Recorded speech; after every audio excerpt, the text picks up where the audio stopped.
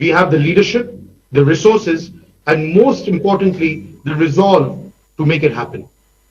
We, the citizens of East and Northeast India, have been the torchbearers of defining movements, growth, and development both in pre and post independence India. Over the last few years, the Eastern India has taken tremendous strides in infrastructure and economic development. The upswing, which is temporarily paused due to COVID-19 pandemic and relief efforts of the Amphan supercyclone, has not lost its momentum. We will soon get back to being the engine of economic development that drives us towards realizing our dream of an Atmanirbhar Bharat. On behalf of Indian Chamber of Commerce, I would like to thank our government for their unparalleled support and guidance. हम सभी इस नव भारत के निर्माण में आपके साथ हैं और आपके मार्गदर्शन के लिए कृतज्ञ हैं। मैं एक बार फिर हमारे आदरणीय प्रधानमंत्री जी श्री नरेंद्र मोदी जी का स्वागत और अभिनंदन करता हूं। Sir, may I now request you to kindly share your thoughts and vision with us. Thank you. নমস্কার। আশা করি আপনারা সবাই ভালো আছেন না? 95 वर्ष से निरंतर देश की सेवा करना किसी भी संस्था या संगठन के लिए अपने आप में बहुत बड़ी बात होती है। आईसीसी ने पूर्वी भारत और नॉर्थ ईस्ट के डेवलपमेंट में जो कंट्रीब्यूशन दिया है, विशेषकर वहां की मैन्युफैक्चरिंग यूनिट्स को, वह भी हिस्टोरिकल है। आईसीसी के लिए अपना योगदान देने वाले आप सभी को इन 95 वर्ष में जिन जिन महानुभावों ने योगदान दिया है, उस प्रत्येक महानुभाव का मैं अभिनंदन करता हूं। साथियों, आईसीसी ने 1925 में अपने गठन के बाद से आजादी की लड़ाई को देखा है, उस लड़ाई को जिया है। सरकारों से मुसीबतें भी झेली है, भीषण अकाल और अन्न संकटों को देखा है, विभाजन को देखा है। विभाजन की उस पीड़ा को आपने सहा है और भारत की ग्रोथ ट्रेजेक्टरी का भी आप हिस्सा रहे हैं। अब इस बार की एजीएम एक ऐसे समय में हो रही है जब हमारा देश मल्टीपल चैलेंजेस को चैलेंज कर रहा है।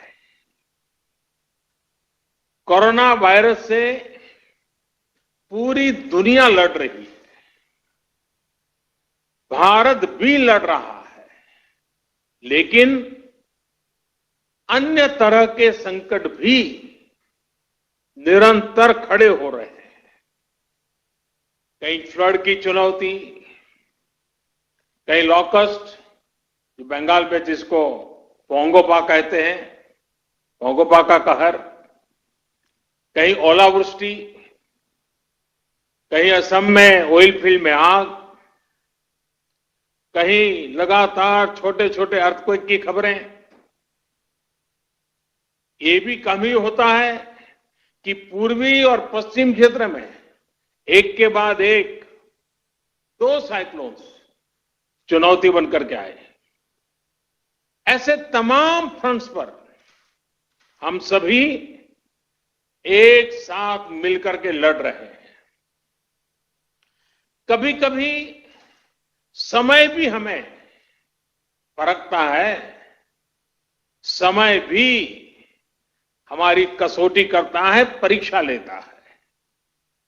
कई बार अनेक कठिनाइयां, अनेक कसौटियां एक साथ आ जाती है, लेकिन हमने ये भी अनुभव किया है कि इस तरह की कसौटी में हमारा कर्तृत्व, हमारा कृतित्व उज्जवल भविष्य की गारंटी भी लेकर के आता है। किसी कसौटी से हम कैसे निपट रहे हैं, मुश्किलों से कितनी मजबूती से लड़ रहे हैं, ये आने वाले अवसरों को भी तय करता है। साथियों, हमारे यहां कहा जाता है, मन के हारे हार,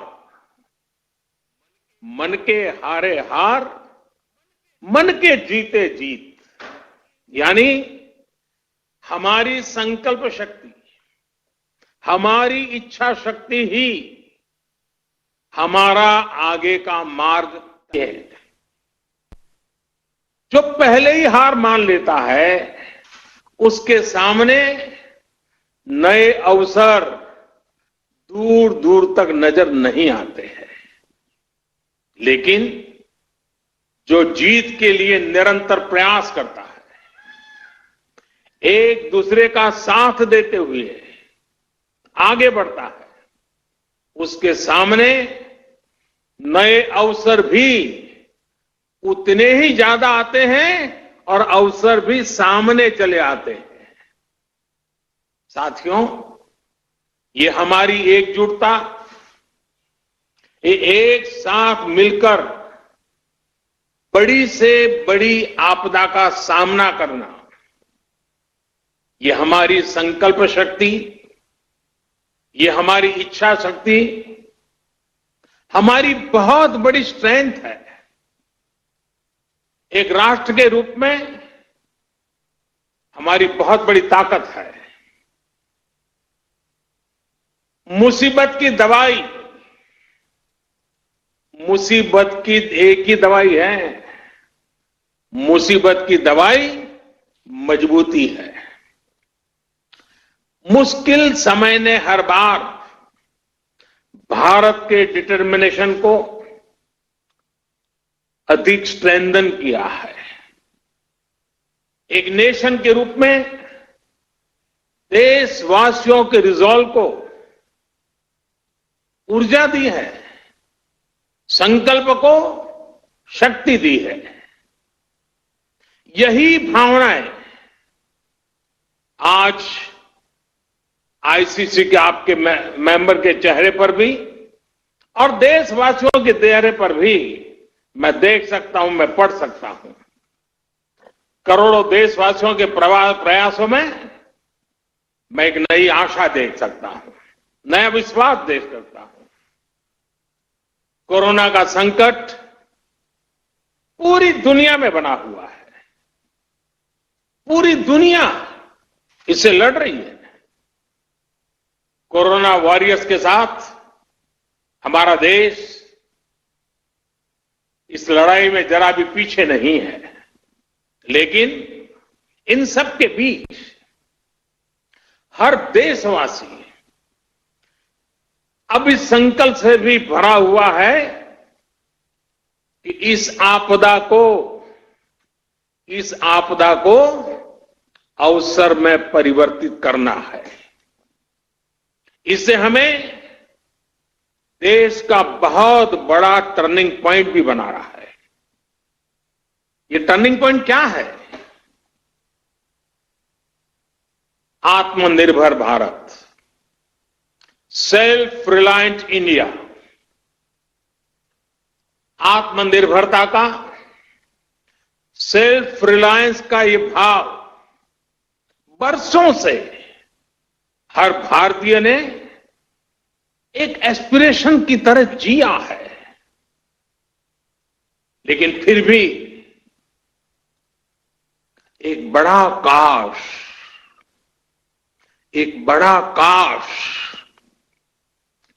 हर भारतीय के मन में रहा है, मस्तिष्क में रहा है। ये काश क्या है? काश हम मेडिकल इक्विपमेंट के क्षेत्र में आत्मनिर्भर होते, काश हम डिफेंस मैन्युफैक्चरिंग में आत्मनिर्भर होते, काश हम कोल और मिनरल्स के सेक्टर में आत्मनिर्भर होते, काश हम एडिबल ऑयल में, फर्टिलाइजर्स के क्षेत्र में आत्मनिर्भर होते। काश हम इलेक्ट्रॉनिक मैन्युफैक्चरिंग में आत्मनिर्भर होते। काश हम सोलर पैनल्स, बैटरीज और चिप मैन्युफैक्चरिंग में आत्मनिर्भर होते। काश हम एविएशन सेक्टर में भी आत्मनिर्भर होते। ऐसे कितने सारे काश, अनगिनत काश हमेशा से हर भारतीय को झकझोरते रहे हैं। साथियों, एक बहुत बड़ी वजह रही है कि बीते 5-6 वर्षों में देश की नीति और रीति में भारत की आत्मनिर्भरता का लक्ष्य सर्वोपरि रहा है। अब कोरोना क्राइसिस ने हमें इसकी गति और तेज करने का सबक दिया है। इसी सबक से निकला है आत्मनिर्भर भारत अभियान। साथियों, हम देखते हैं परिवार में भी संतान, बेटा हो या बेटी, 18-20 साल का हो जाता है तो मां बाप उसे सबसे पहले कहते हैं कि अपने पैरों पर खड़े रहना सीखो। हर परिवार में सुना होगा, आप जो मुझे सुन रहे सबने सुना होगा कि 18-20 साल की उम्र में उनके मां बाप ने उनको कहा होगा कि बेटे, बेटी, अब अपने पैरों पर खड़े रहना सीखो। एक तरह से आत्मनिर्भर भारत का पहला पाठ परिवार से ही शुरू होता है। भारत को भी अपने पैरों पर ही खड़े होना होगा। साथियों, आत्मनिर्भर भारत अभियान का सीधा सा मतलब है कि भारत दूसरे देशों पर अपनी निर्भरता कम से कम करे। हर वो चीज जिसे इंपोर्ट करने के लिए देश मजबूर है, वो भारत में ही कैसे बने। भविष्य में उन्हीं प्रोडक्ट्स का भारत एक्सपोर्टर कैसे बने, इस दिशा में हमें और तेजी से काम करना है। इसके अलावा हर वो सामान जो भारत का लघु उद्यमी बनाता है, हमारे हैंडीक्राफ्ट वाले जो सामान हमारे सेल्फ हेल्प ग्रुप से जुड़े करोड़ों गरीब बनाते हैं, जो दशकों से हमारे यहां बनता आ रहा है, गलियों मोहल्लों में बिकता रहा है, उसे छोड़कर विदेश से वही सामान मंगाने की प्रवृत्ति, इस पर भी हमने आत्मसंयम बरतना है, हमें नियंत्रण करना है।